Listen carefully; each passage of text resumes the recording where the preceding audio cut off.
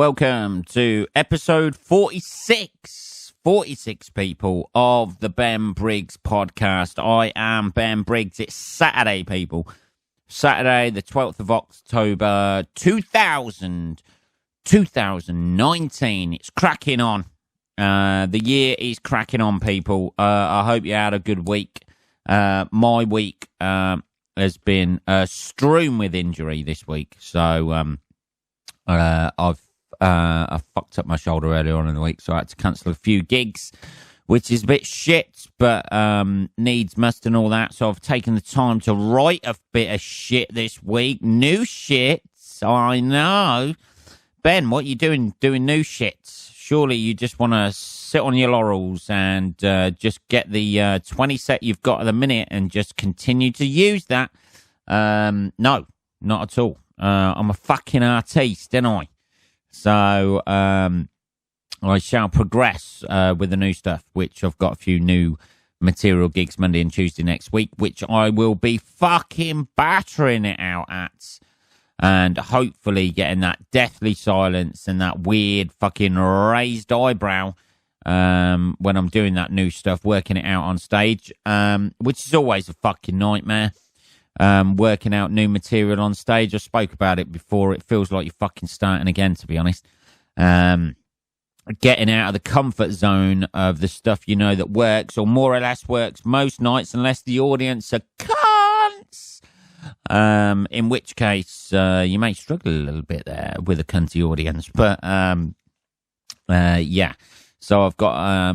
I've been working on new stuff this week. It's pretty dark, pretty sweary, which one promoter probably won't like.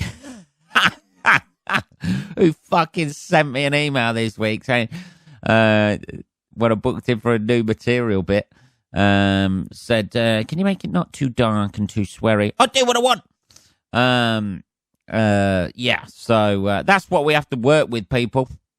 That's the sort of attitude we have to work with when you're doing fucking new stuff, a new material night now, apparently. That's the sort of thing we have to work with.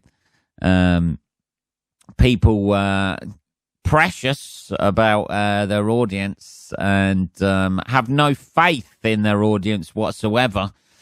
And no faith in their acts, so they have to come across with that sort of shit. But fair play to him. I'm sure he's got different opinions on comedy as me. I know that for a fact.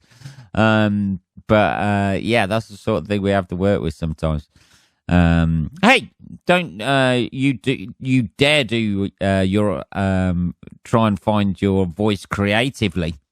You will do all the made-up stories and lame shit that I tell you to do. That's what you will do. Oh, fucking hell. But the year is cracking on, people. Yeah, there's no artistic integrity in fucking comedy in this country, is there? It's all fucking made-up stories. Half of the shit... I know this is a peek behind the curtain, people, but half of the shit you laugh at out there is all fucking made up. Nobody has ever done any of the things that they tell you they've done on stage because it ties up too nicely. Life is not, does not come with a fucking little bow wrapped on it and 3 fucking punchlines to it. Ah, dear. But anyway, that's slating off the comedy in this country. People say, though, like we're 20 years behind the Americans. I think it's fucking more than that, man. When you listen to some of the shit that gets by, I genuinely think it's like we're 30 years behind the Americans at all. There's no honesty, no truth, no nothing.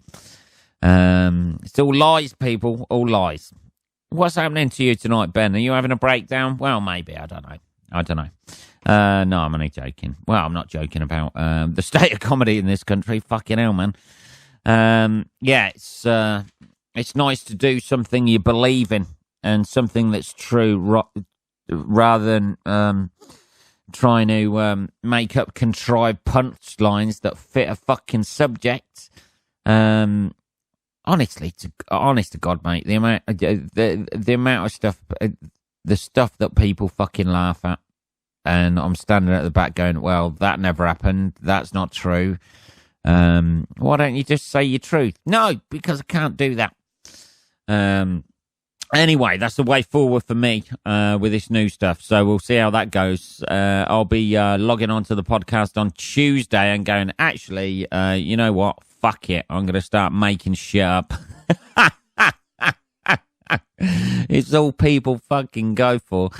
Yeah, there's got to be a better way, people, ain't there? There's got to be a better way than the situation at the minute.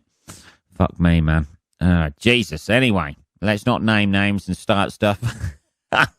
There's been enough shit in fucking UK comedy going on this fucking week, rather than me starting about like fucking lies and fucking shit material and lame ass material, safe material. Never even daring to raise a subject just in case somebody may get offended by it, even though they don't listen to you. I'm not drinking tea today, by the way. I've got a glass of wine here. You can probably tell. I haven't started it yet, though. When that kicks off in about like 5 minutes, that's gonna everything's gonna change there, man. But yeah, it's the old the year is cracking on, isn't it? Fucking hell, I went in. Hang on a minute, I'll have a bit of wine. Bit of fucking rosé, tastes like pop, doesn't it? Eh? Doesn't give you the hangover. Tastes like fucking pop. That's all you need. Yeah, so, I went in a fucking supermarket earlier on today. It will not be named, for legal purposes. But I went in there. They've got fucking Christmas shit out already. They've got Christmas shit out next to the Halloween shit. I know people complain, people. I know what you're thinking. Hey, Ben, are you complaining about Christmas? I fucking love Christmas. I absolutely love it. I really like it. There's good stuff on TV. You get a bit of tinsely shit around your house, don't you? Got a tree in the fucking corner of your room just sitting there. You know, you feel like you're doing something for the environment. But fucking hell, it's a bit early, isn't it? Like 12th of October today. And there's Christmas shit in the supermarkets already. Come on, that's a little bit too early, isn't it? Like, Halloween's not over. You ain't got that shit out your system yet. All that scary, everything becomes corporate, monetized, doesn't it? Capitalist environment we live in, unfortunately.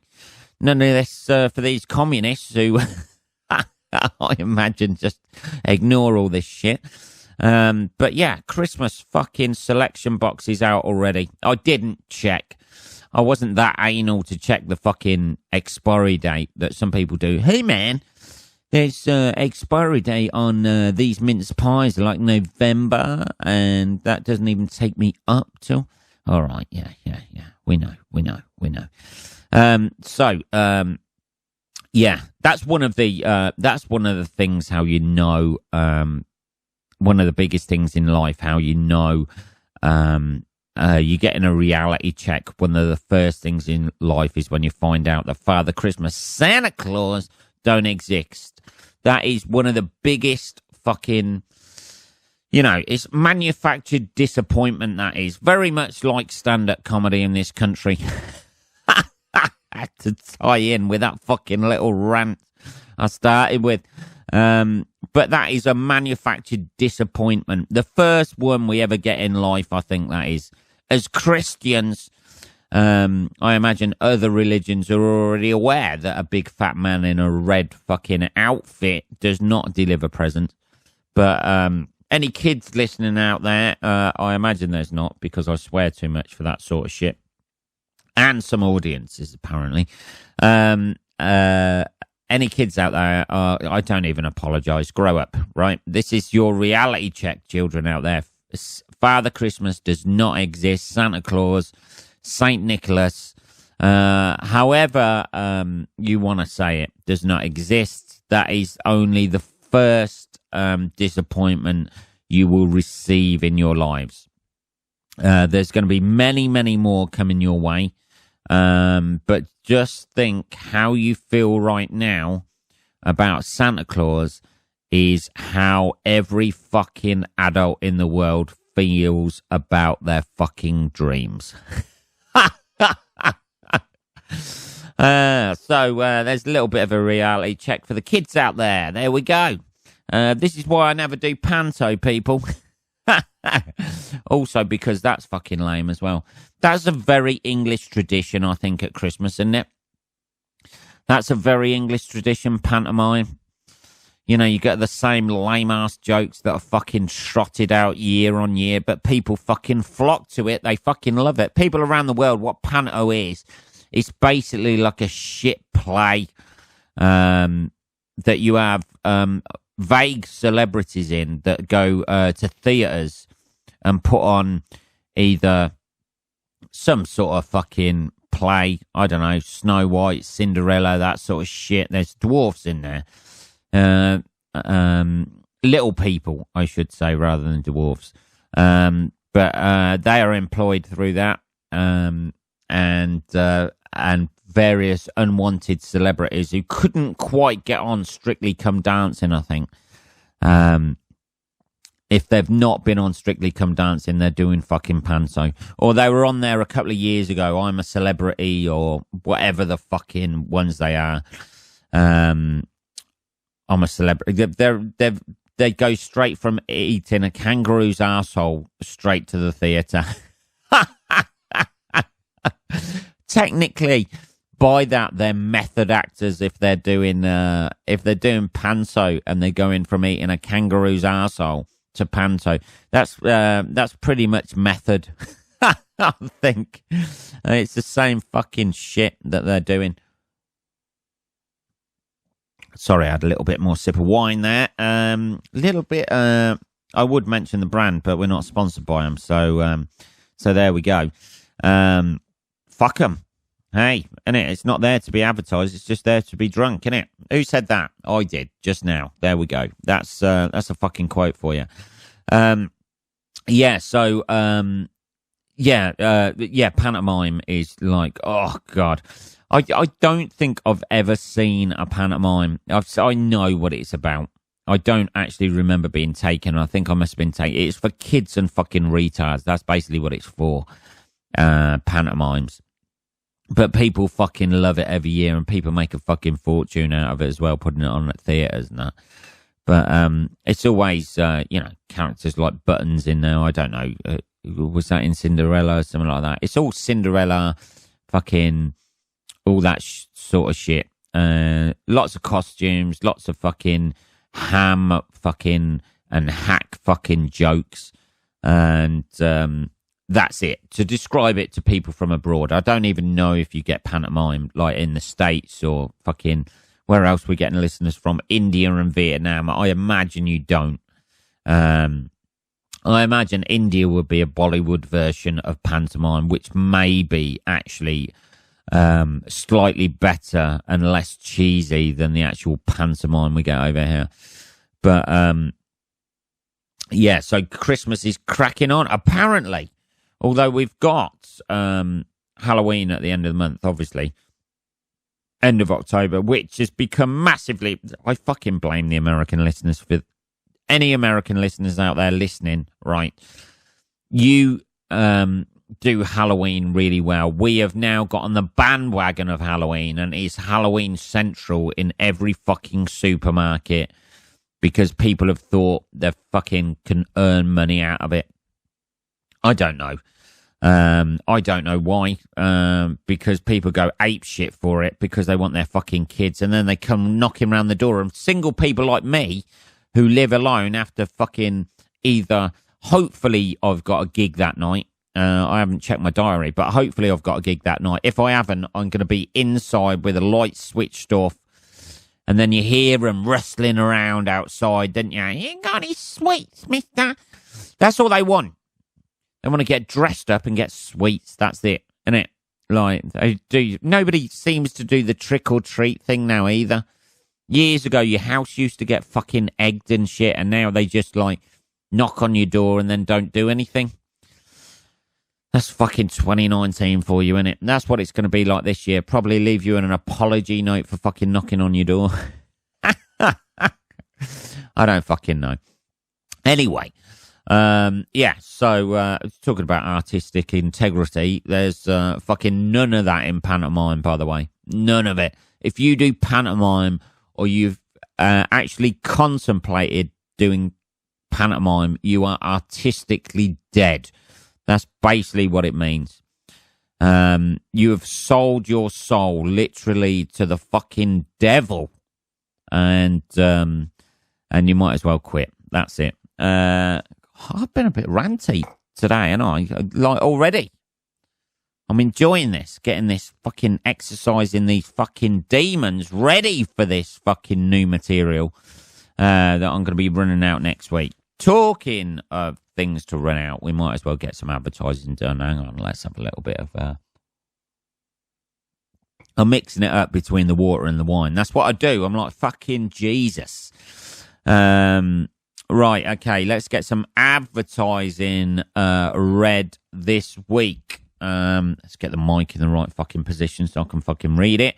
Right, okay, advertising for Saturday. Have you just about done all you need to do? Are you ready to cash in your chips? Do you want this unending slog to just end? Do you love wild animals? ? Well, Zoonerals have the perfect option for you. Zoonerals can solve all your problems in one go. They can end your life immediately and also give you some one-on-one time with wild animals before you die. Their funeral plans start at just £1,000 or $2,000 and offer a complete package alternative to traditional funerals. Packages include a one-night stay in a 5-star hotel, trip to the zoo of your choice, and a backstage pass to meet and greet the wild, ferocious animal of your choice. Feel what it's like to be dragged underwater by a crocodile. Find out how strong a polar bear really is, or feel the soft fur of a tiger as it mauls you. All Zooneral funerals come with a money-back guarantee if you are not completely satisfied or somehow manage to survive. Enter promo code Holy Shit, my face has just been ripped off. That's promo code Holy Shit, my face has just been ripped off to receive a 10% discount. All Zooneral funerals are video recorded for training purposes, and stills are available for family members to be put on mugs or key rings. So just email their in-house design team for costings. So that's Zooneral Funerals for the funeral you want.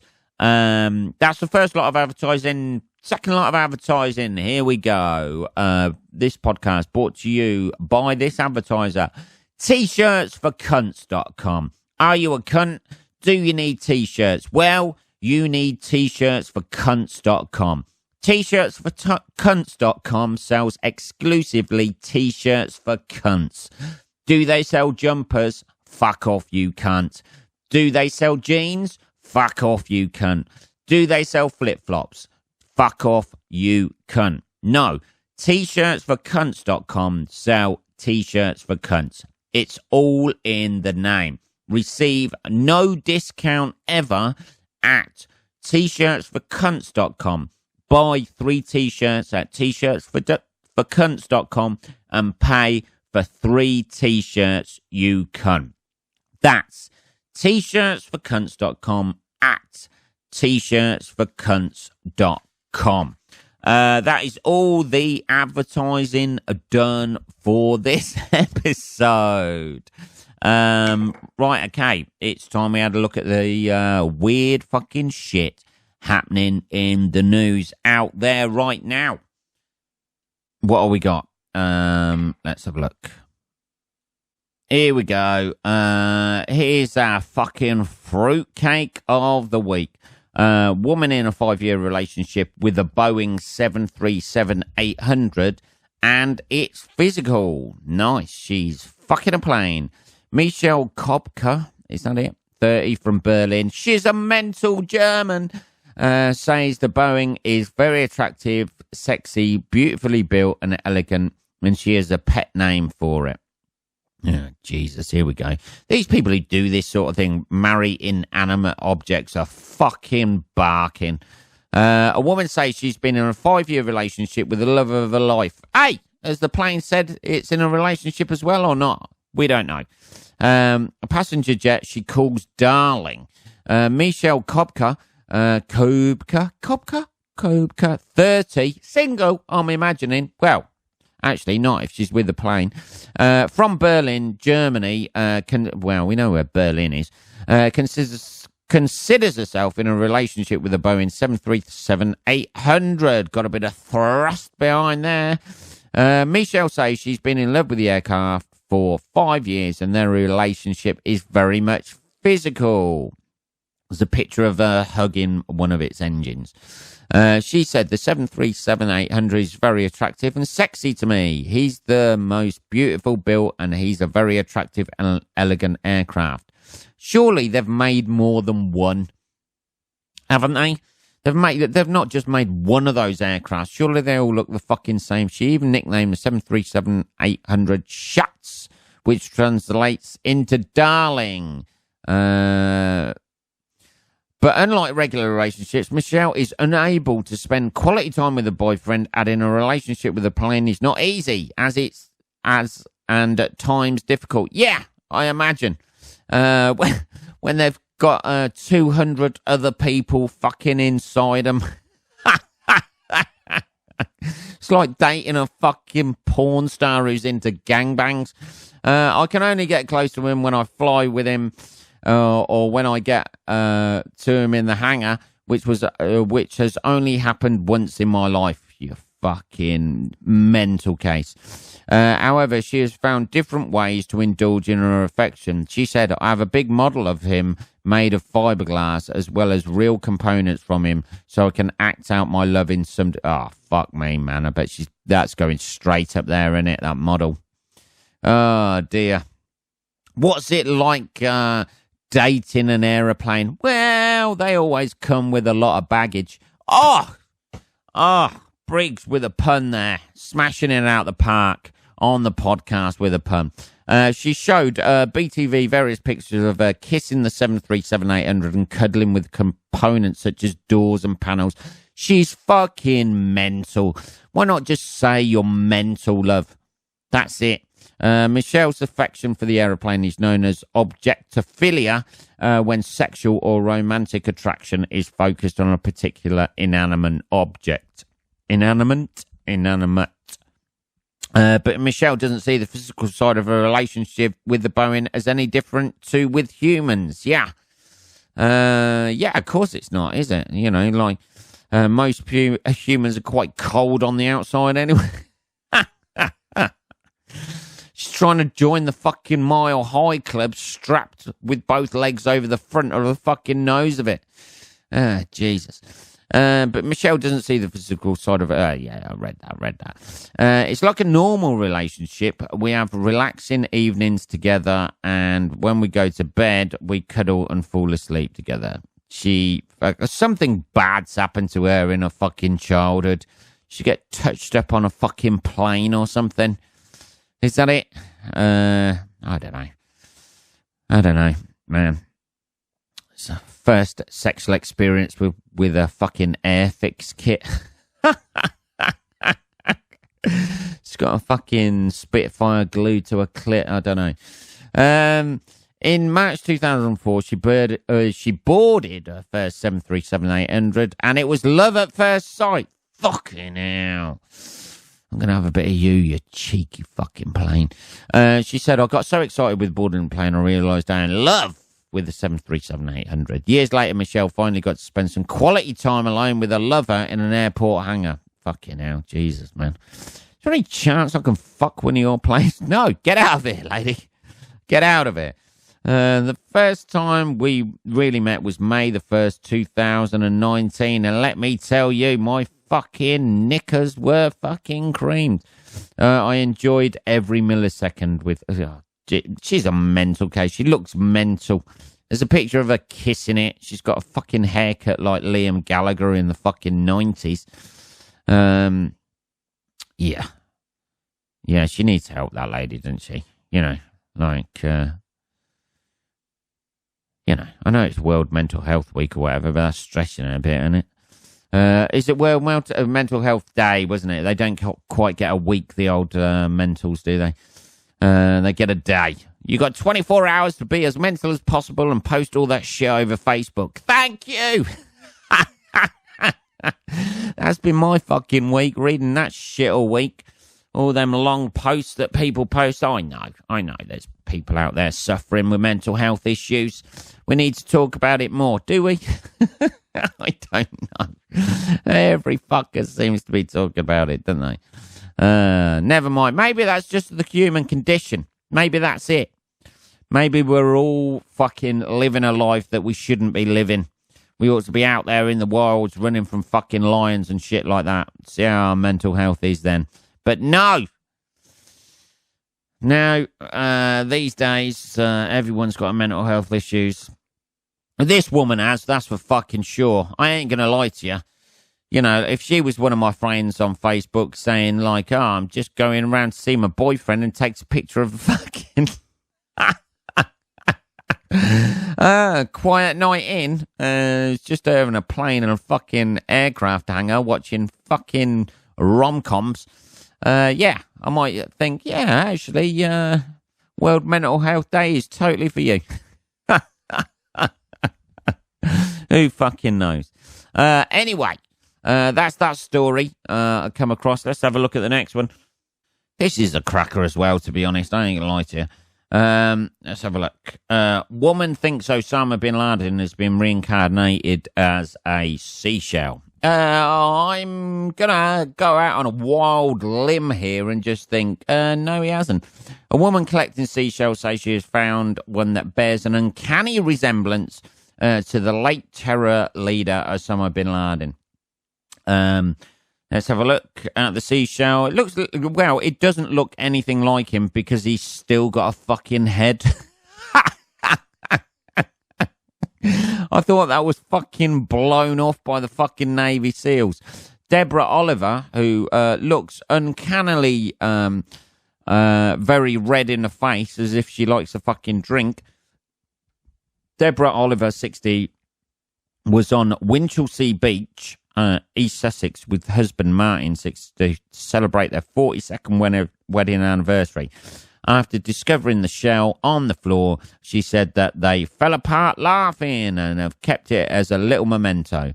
They've kept the Osama bin Laden. Yeah, put it in the fucking 9/11 museum in fucking New York. Why not? After discovering the shell on the floor, she said that they... Oh, yeah, fucking hell. Yeah, Deborah from Brentford, West London, also pointed out the irony of the situation. She said, funny that, he was buried at sea too. Oh, fucking hell. No, he wasn't buried at sea, you fucking... If you believe all the conspiracy theories, fucking Deborah, you dick. It was only... They've still got hold of his body. You fucking know it, Deborah. It's not often you find a seashell that looks like someone at all. So finding Osama bin Laden was amazing. It looks vaguely like somebody in a turban. You fucking racist prick, Deborah. Nobody's pointed that out, have they? Like her inherent racism, that it looks like somebody in a fucking turban. Not a turban, but you know what I mean. One of them head wrap things that Osama bin Laden was famed for wearing. The old-fashioned bin Laden. We'd all gone for a walk on the beach, which is covered in millions and millions of shells and pebbles. There might have been, it might have been all of the Al-Qaeda there then. I was drawn to this curious-looking shell and went to pick it up. When I looked at it properly up close, I thought it looked like Jesus. Yeah, because it's somebody with a fucking beard. I then saw a turban on top. Not sure it is a turban because he's not Sikh. And realised who was staring up at me in the palm of my hand. Osama bin Laden. And I thought, I can sell this fucking story. Thank God he is famous for killing almost 3,000 people in America. Because if he wasn't, I wouldn't be able to sell my fucking story to the Metro. There we go. Anyway, what time are we on? 30. Bang on. 30 minutes. Look at that, people. Bang on 30 minutes for this episode. I hope you enjoyed it. It started off a little bit ranty and ended on a terrorist. What more do you want on a fucking Saturday evening than that? Or whenever you're listening to this. That was episode 46 of the Ben Briggs podcast. I will be back on Tuesday, people, with more shit to say and more adverts. So, if you like this, subscribe, leave a review on Apple fucking podcast. That would be nice.